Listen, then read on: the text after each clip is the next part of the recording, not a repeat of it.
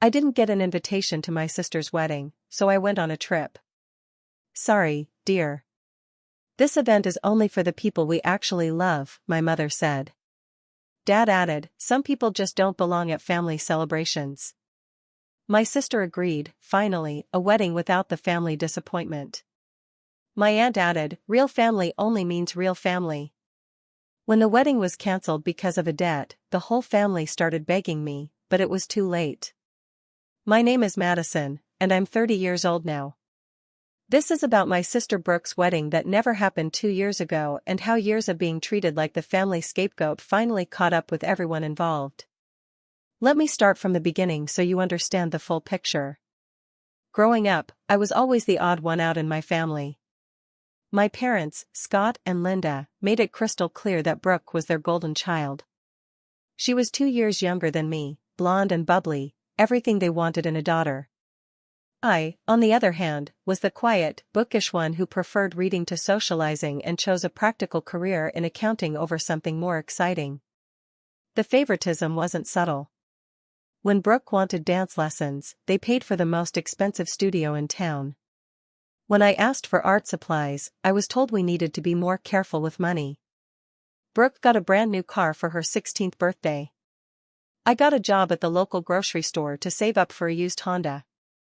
Every family photo seemed strategically arranged with Brooke front and center, while I was relegated to the edges or sometimes cropped out entirely for their Christmas cards. But the real kicker was always my Aunt Kelly, my mom's sister. She lived about an hour away and visited frequently, always making a point to shower Brooke with gifts and attention while treating me like I was invisible. "Oh, Brooke, you're just glowing today," she'd gush, then turn to me with a forced smile and a half-hearted, "Hi, Madison." Despite all this, I worked hard to maintain relationships with my family. I called regularly, remembered birthdays, showed up to every family gathering with a smile plastered on my face.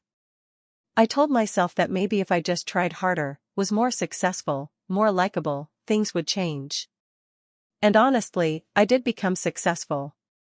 After college, I landed a great job at a prestigious accounting firm.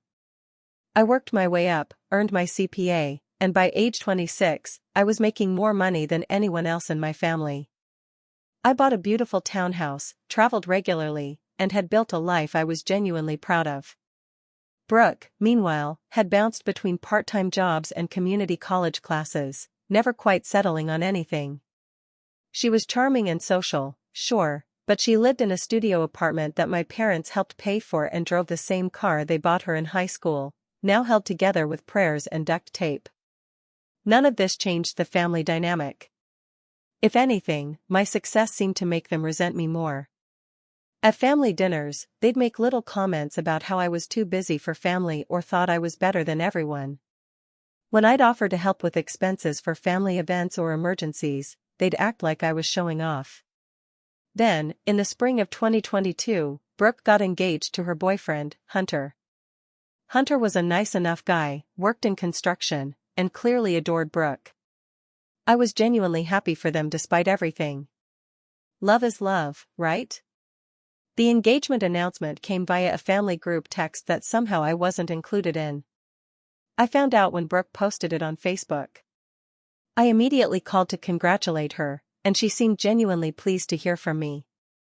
We talked for almost an hour about wedding plans, and she mentioned they were thinking of having it in October 2022. I'd love to help with planning, I offered. I know some great vendors, and I'd be happy to contribute financially. "Oh, that's so sweet of you," Brooke said. "I'll definitely let you know." But weeks passed, and I heard nothing about wedding plans. When I brought it up during our occasional phone calls, Brooke would change the subject or give vague answers. I started to feel like something was off, but I pushed those feelings aside. Maybe they were just taking their time with planning. Summer came and went. I heard through casual family conversations that the wedding was definitely happening in October, but still no specific details were shared with me. No date, no venue, no mention of dress shopping or bridal showers. I figured maybe they were having a small, intimate ceremony and just hadn't gotten around to telling everyone the details yet. Then, in early September, I was scrolling through Facebook when I saw a post from my cousin Michelle, Aunt Kelly's daughter. It was a photo of her holding a beautiful cream-colored invitation with elegant script writing. The caption read, "So excited for Brooke and Hunter's wedding next month. Can't wait to celebrate with the family." My stomach dropped. I screenshotted the post and stared at it for a long time. The invitation was clearly expensive, with embossed lettering and what looked like gold foil details. This wasn't some last-minute intimate affair. This was a proper wedding with proper invitations that had been sent out weeks ago. I immediately called Brooke. "Hey, Brooke, it's Madison. I saw Michelle's post about your wedding invitation. I think mine might have gotten lost in the mail." There was a long pause. "Oh, Madison, I was going to call you about that." "Call me about what?"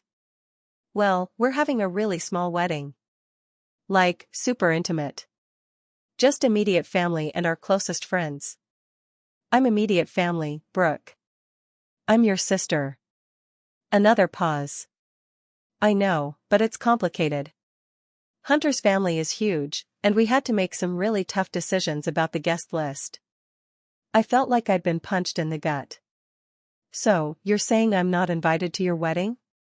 "It's not personal, Madison. We just couldn't invite everyone we wanted to." But even as she said it, I could hear the falseness in her voice. This was absolutely personal. I spent the next few days in a haze of hurt and confusion. I kept replaying conversations, trying to figure out what I'd done wrong. Had I offended someone, been too pushy about helping? I couldn't make sense of it. Finally, I decided to call my parents. Maybe they could help mediate or at least explain what was happening. "Hi, Mom, it's Madison. I need to talk to you about Brooke's wedding." "Oh, honey, what about it?" "I didn't get an invitation. Brooke says it's because they're keeping it small, but I saw that Michelle got one, and she's not immediate family." There was a pause, and then my mother's voice turned cold. "Madison, I think you need to understand something. This wedding is for the people Brooke and Hunter actually love and want to celebrate with." I was stunned. What is that supposed to mean? It means that some people earn their place at family celebrations, and others don't. Brooke has every right to invite the people who matter to her. I'm her sister. Being related to someone doesn't automatically make you important to them, dear. This event is only for the people we actually love. I felt like the wind had been knocked out of me. "Mom, how can you say that to me?" "I'm just being honest. You've always been so focused on your career and your own life. You can't expect to be prioritized when you've never prioritized this family." Before I could respond, I heard my father's voice in the background. He must have taken the phone because suddenly he was talking. "Madison, your mother's right. Some people just don't belong at family celebrations. You've made your choices about what matters to you, and now Brooke's making hers." I was crying at this point. "Dad, I've never done anything to hurt Brooke or anyone in this family. I've always been there for you guys." Being there and being wanted are two different things, Madison. Maybe it's time you accepted that. They hung up on me. I sat in my kitchen sobbing, trying to process what had just happened. My own parents had essentially told me I wasn't loved or wanted by my family. All those years of trying to prove myself, of being successful, of showing up and being supportive meant nothing to them. But the worst was yet to come. A few days later, I ran into my Aunt Kelly at the grocery store. I was still raw from the conversation with my parents, but I thought maybe she might be more understanding. "Hi, Aunt Kelly," I said, trying to keep my voice steady. She looked uncomfortable. "Oh, hi, Madison. I guess you heard about Brooke's wedding situation." She sighed. "Look, Madison, I don't want to get in the middle of family drama, but I think you should know that real family only means real family. Brooke wants to be surrounded by people who've been there for her, who she has close relationships with. I've been there for her. I'm her sister." "Are you, though? Really? When's the last time you called her just to chat?" Not because you wanted something or to show off about your job. When's the last time you made an effort to be part of this family instead of just around it? I stared at her. I call all the time. I show up to every family event. I've offered to help pay for things. Money isn't everything, Madison. Brooke needs emotional support, not financial support. She needs family who care about her as a person, not people who think they can buy their way into her good graces. I left that conversation feeling even more confused and hurt. Was I really as absent and cold as they were making me sound? I went home and looked through my phone. I had called Brooke just 2 weeks earlier to ask how wedding planning was going. I'd texted her funny memes regularly. I'd been to every family barbecue, birthday party, and holiday gathering for the past 5 years. But maybe that wasn't enough for them. Maybe I really was the problem. I decided to try one more time. I called Brooke directly. Brooke, can we please talk about this? I feel like there's been some kind of misunderstanding. Madison, there's no misunderstanding. I've thought about this a lot, and honestly, I'm kind of relieved you won't be there. What do you mean? I mean that finally I can have a wedding without the family disappointment hovering around. You always make everything about you, Madison.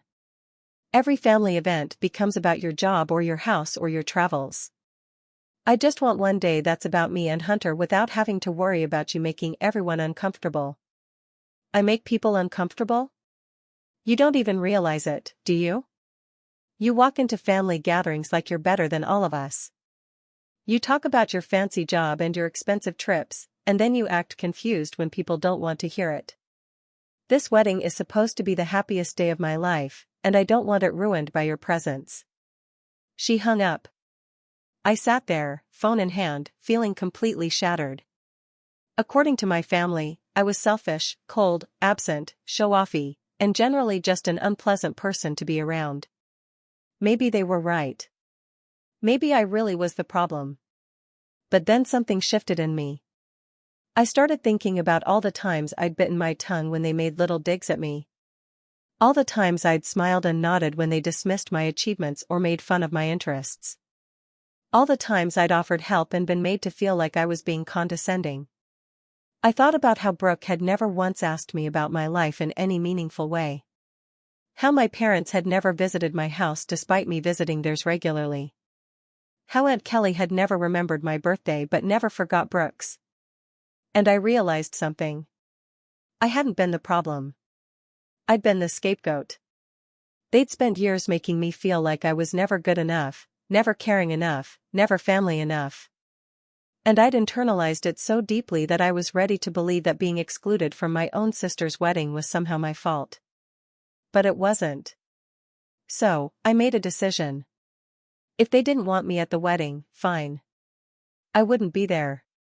But I also wouldn't be available for anything else they might need from me.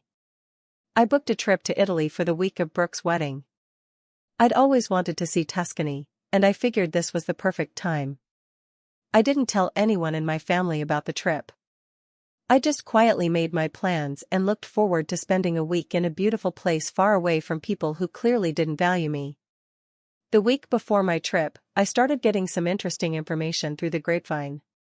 My friend Jessica, who worked at the same bank as Hunter, mentioned that there had been some talk about financial difficulties with the wedding. I probably shouldn't tell you this, she said over coffee, but Hunter mentioned to his coworker that they're struggling to pay for everything. Apparently, the venue required a final payment that they can't cover, and both families are strapped for cash. I felt a little twist of something in my stomach, not quite satisfaction, but interest. That's too bad, I said neutrally. Yeah, I guess Brooke's been pretty stressed about it. Hunter's been working overtime, but it's not enough. I heard they might have to cancel if they can't come up with the money soon. I filed this information away and continued with my plans. 2 days before I was supposed to leave for Italy, my phone started ringing. It was my mother. Madison, honey, I need to talk to you about something important. The sudden sweetness in her voice was jarring after our last conversation. What's that, Mom? Well, it's about Brooke's wedding. They're having some financial difficulties, and I was wondering if you might be willing to help out. You know, as a family member. I paused. I thought I wasn't really family, Mom. At least not the kind that gets invited to weddings. Oh, honey, you know we didn't mean it like that. We were just trying to respect Brooke's wishes for a small ceremony. Her small ceremony that includes Michelle and apparently half the town, but not her own sister. Madison, please. Brooke is really struggling right now. The venue is threatening to cancel everything if they don't pay the remaining balance by tomorrow. It's $15,000. I know that's significant, but it would mean the world to Brooke. I almost laughed. $15,000 was significant, even for me. It was more than some people made in several months, but the audacity of calling me up to ask for that kind of money after telling me I wasn't loved or wanted was breathtaking. Have you asked Michelle or Aunt Kelly or any of the other real family members who are invited? Madison, please don't be petty about this. Brooke needs help. I'm not being petty, Mom. I'm just wondering why the family disappointment who doesn't belong at family celebrations is suddenly the first person you call when you need money. Fine. If you're going to be like this, I'll call your father. She hung up. 20 minutes later, my phone rang again. It was my dad. Madison, your mother told me about your conversation. I think you're misunderstanding the situation. What am I misunderstanding, Dad? Look, I know things got a little heated when we talked about the wedding before, but this is about helping your sister in a time of need. Some people just don't belong at family celebrations, but that doesn't mean you can't help family when they're struggling. So, I don't belong at celebrations, but I do belong when you need money? Madison, don't twist my words. We're asking because we know you care about Brooke, regardless of whatever issues you two might have. If Brooke cared about me, she would have invited me to her wedding. If you cared about me, you wouldn't have told me I wasn't loved by this family. So, no, Dad. I'm not going to help pay for a wedding I'm not invited to. You're really going to let your sister's wedding be ruined over a petty grudge? I'm not ruining anything. I'm just not fixing problems that aren't mine to fix. He hung up, too. An hour later, Brooke called. Madison, please. I know we haven't been getting along lately, but I really need your help. For a moment, hearing the tears in her voice, I almost caved. Despite everything, she was still my little sister. Brooke, I would have helped you with anything if you'd just treated me like family. But you made it very clear that I'm not welcome in your life. I never said you weren't welcome in my life. You said you were relieved I wouldn't be there because I'm the family disappointment who makes everyone uncomfortable. I was upset when I said that. I didn't mean it. Which part didn't you mean? The part where you called me a disappointment or the part where you said I make everyone uncomfortable? Madison, please. I'm begging you. If we can't pay this, we'll lose everything, the deposits, the venue, everything. Please don't let my wedding be ruined because of a fight. Brooke, you ruined your own wedding when you decided to exclude me. You chose to make me feel unwanted and unloved, and now you're facing the consequences of your choices. But you have the money. You could fix this so easily. I could, but I won't. I hope you figure something out, Brooke. I really do. But it won't be with my help. I hung up and immediately turned off my phone. I had a flight to catch. Italy was everything I'd hoped it would be. I spent a week wandering through vineyards, touring ancient cities, eating incredible food, and sleeping in a beautiful villa in the Tuscan countryside. I posted photos on social media of my adventures, making sure they were public so anyone who looked could see exactly where I was and how much I was enjoying myself. On what would have been Brooke's wedding day, I was touring the Uffizi Gallery in Florence. I took a selfie in front of Botticelli's Birth of Venus with a huge smile on my face. The caption read, "Sometimes the best celebrations are the ones where you're surrounded by beauty instead of negativity." #living my best life #solo travel #no regrets. When I turned my phone back on after returning home, I had 47 missed calls and 129 text messages. The wedding had been cancelled. Apparently, none of the other real family members had been able to come up with the money. Aunt Kelly had claimed she was between paychecks. Michelle was saving for her own house, and various other relatives had offered thoughts and prayers but no actual financial assistance. The venue had cancelled everything when they didn't receive payment. The catering was cancelled, the flowers were cancelled. The photographer demanded payment for the engagement photos before releasing them. Brooke and Hunter had lost all of their deposits and were now in debt for thousands of dollars with nothing to show for it. The messages started apologetic and quickly turned angry. From Mom, Madison, please call me. We need to talk about this wedding situation. Brooke is devastated. From Dad, I can't believe you would let your sister's wedding be cancelled over money. Call me back. From Brooke, Madison, the wedding is cancelled. I hope you're happy. You got what you wanted. From Aunt Kelly, I heard about what you did to Brooke. This is a new low, even for you. And then, as the messages continued, the tone shifted again. From Mom, Madison, honey, I know we said some things we didn't mean. Can we please talk about maybe rescheduling the wedding? We could all chip in this time. From Dad, Madison, I think there's been a misunderstanding. Of course your family. We were just stressed about the wedding planning. Can you please call us? From Brooke, Madison, I'm sorry about what I said before. I was just overwhelmed with wedding planning. Could we please talk about doing a smaller ceremony that you could help with? From Aunt Kelly, Madison, I think we all got a little carried away with the wedding drama. Real family means working through problems together. Can you please call Brooke? But the most telling message came from Michelle. Hey Madison, I heard about Brooke's wedding getting cancelled. That's really too bad. By the way, I don't suppose you'd be willing to help me with a down payment on my house? Family helping family, right? Let me know. I almost threw my phone across the room. They'd learned nothing. Even after everything that had happened, they still saw me as nothing more than a bank account with a family obligation attached. They weren't sorry for how they treated me. They were sorry that their treatment had financial consequences. What really got to me was the sheer audacity of it all. Here I was, the person they'd spent months telling wasn't really family, wasn't loved, wasn't wanted at their precious celebration. The person they called a disappointment who made everyone uncomfortable.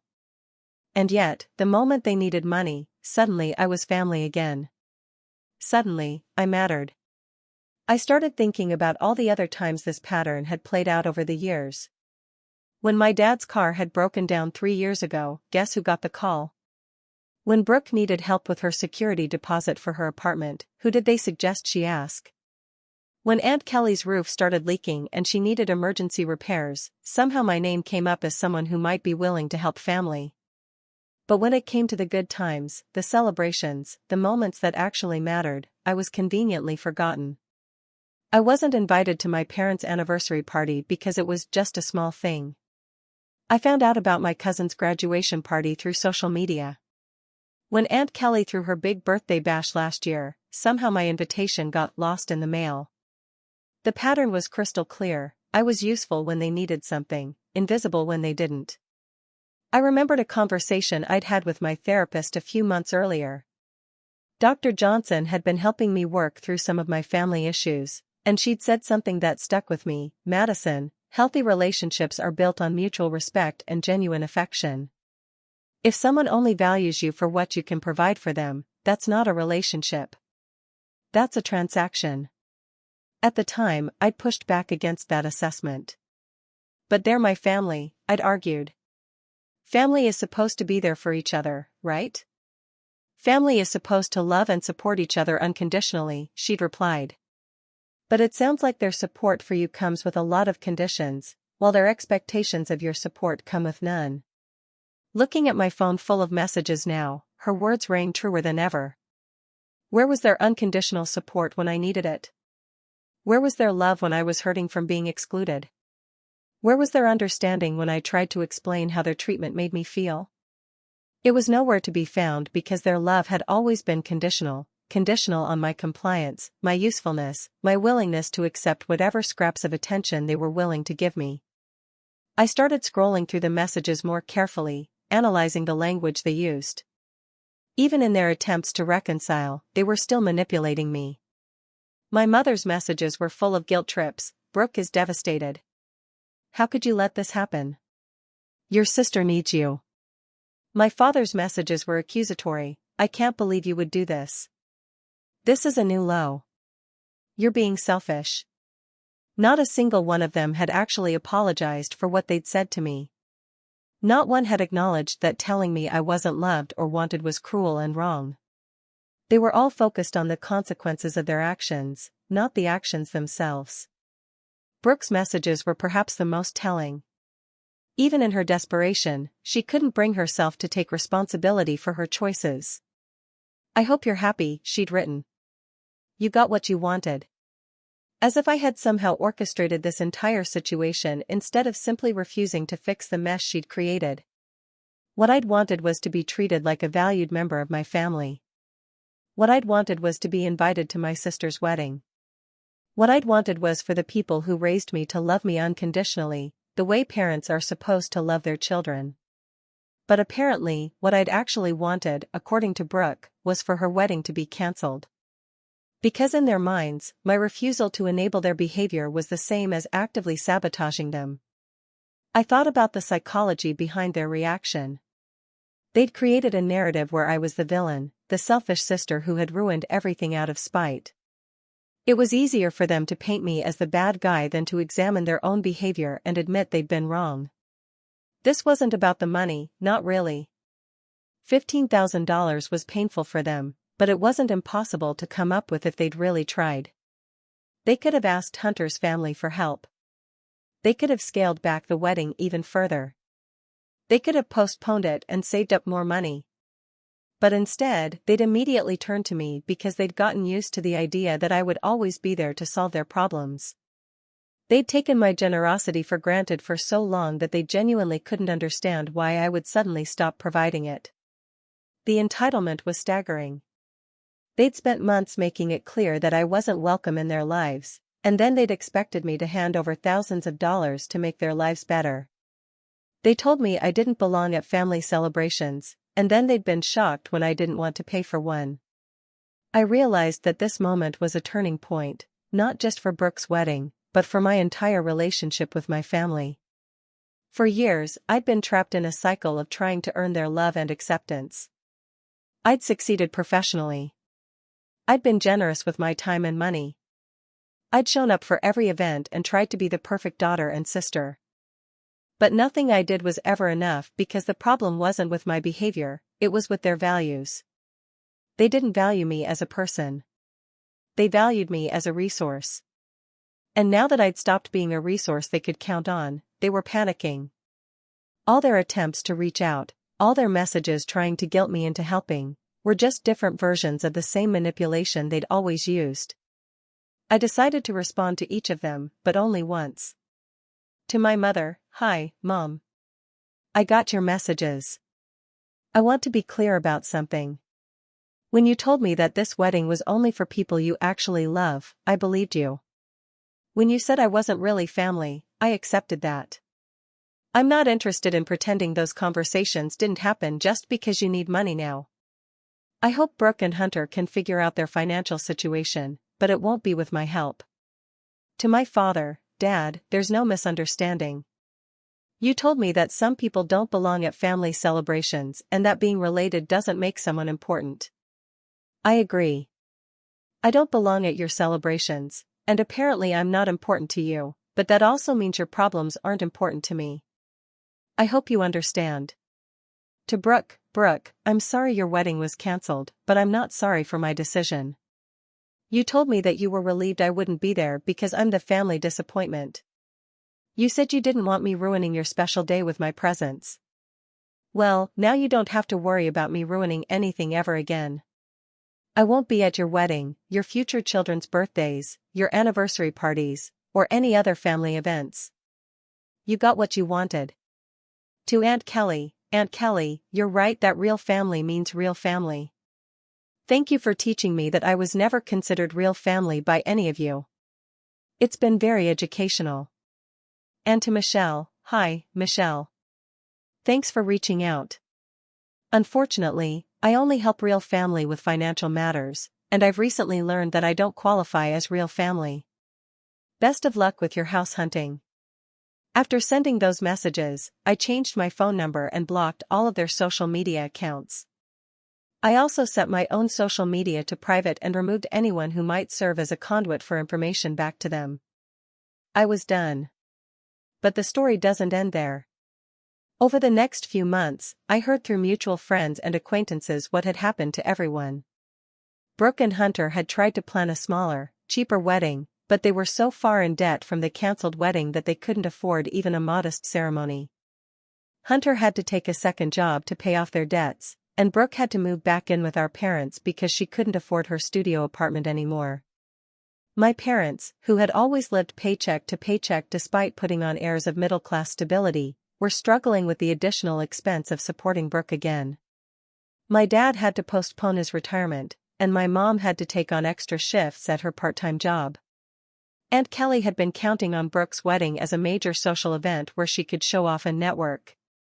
With it cancelled, she'd lost face in her social circle and had apparently become something of a laughingstock among her friends. Meanwhile, Michelle had indeed been unable to afford the house she wanted and had to settle for a much smaller place in a less desirable area. But the real kicker came about 6 months later. I was at a work conference in the city when I ran into Tom, an old family friend who had known us all since we were kids. He recognized me and came over to say hello. "Madison, I haven't seen you in ages. How are you doing?" "I'm doing really well, Tom. How are you?" "Good, good. Hey, I heard about all the drama with Brooke's wedding. That was really unfortunate." "Yeah, it was a difficult situation." Tom looked around and then leaned in closer. "Can I tell you something? I never said this to your parents, but I was really surprised when I heard you weren't invited to the wedding." "Oh, yeah? I mean, I've known your family for 20 years, and you've always been the responsible one. The one who had her life together. Brooke's sweet, but she's always been a bit flighty. And your parents have always seemed to take you for granted."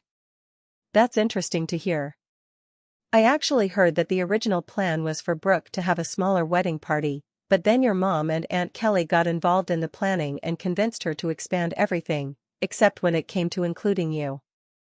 They apparently said something about wanting Brooke to have her moment without any distractions." My stomach dropped. "What do you mean?" "Well, you know how proud your parents are of Brooke, but let's be honest, she's never really accomplished much. Meanwhile, you've got this great career, your own house, you travel all over the world. I think they were worried that having you in the wedding party would make Brooke look bad by comparison. So they convinced her not to invite me at all." "That's what I heard. Your mom apparently said it would be better for Brooke's self-esteem if the wedding was just about her and not about comparing her to her successful sister."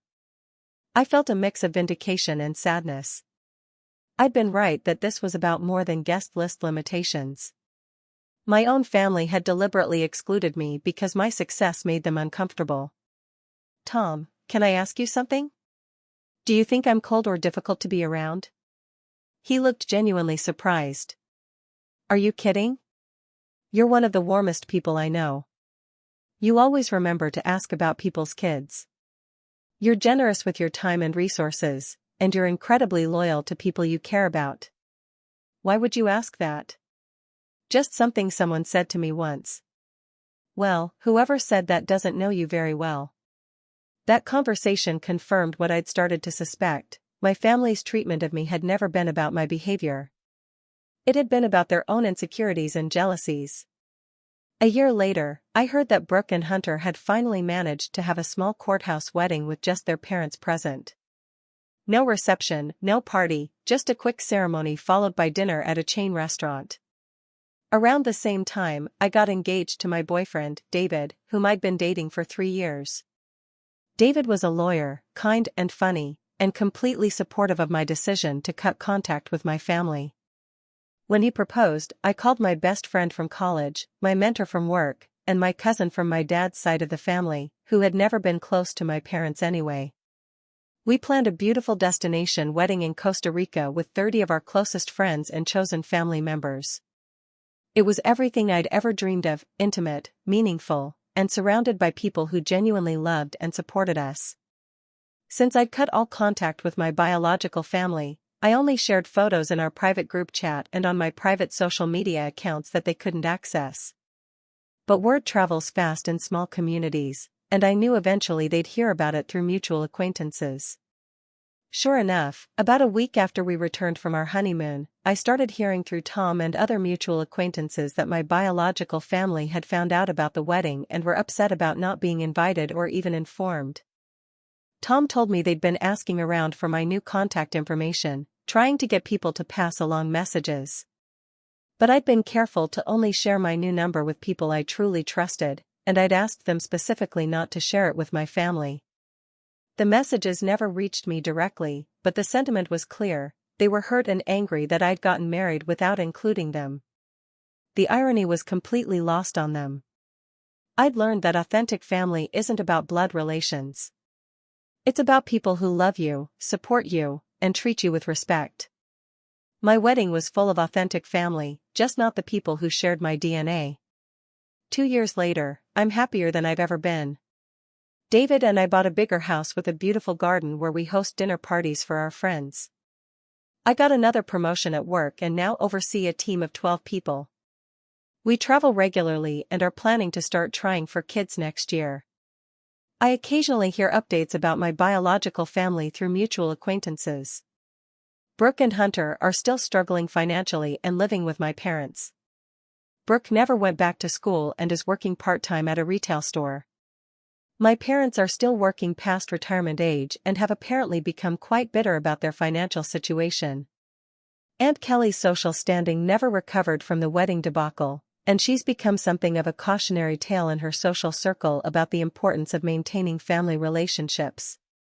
Sometimes I feel a pang of sadness about how things turned out. There are moments when I miss the idea of having a close family, of having sisters and parents and aunts who love and support each other. But then I remember how they made me feel for so many years. I remember being told I wasn't loved, that I didn't belong, that I was a disappointment. I remember being excluded from the most important day of my sister's life because my presence was considered a negative. And I remember that I tried for years to earn their love and acceptance, and it was never enough. The only thing that ever mattered to them about me was my ability to solve their problems with my money. I'd built a new family now, made up of people who chose to love me and whom I chose to love in return. David's family welcomed me with open arms from the beginning. My friends celebrate my successes instead of resenting them. My coworkers respect my abilities instead of feeling threatened by them. I learned that you can't force people to value you, and you shouldn't have to. Real love and real family don't come with conditions and requirements. They don't disappear when you set boundaries or expect to be treated with basic respect. My biological family chose to exclude me when they thought they didn't need me, and then expected me to come running when they realized they did. But by then, it was too late. I'd learned my worth, and I'd found people who recognized it from the beginning. Sometimes the best revenge isn't getting back at people who hurt you. Sometimes it's just living well without them and refusing to let them back in when they realize what they've lost. I'm living my best life now, surrounded by real family, the kind that actually loves and values me. And honestly, I wouldn't change a thing.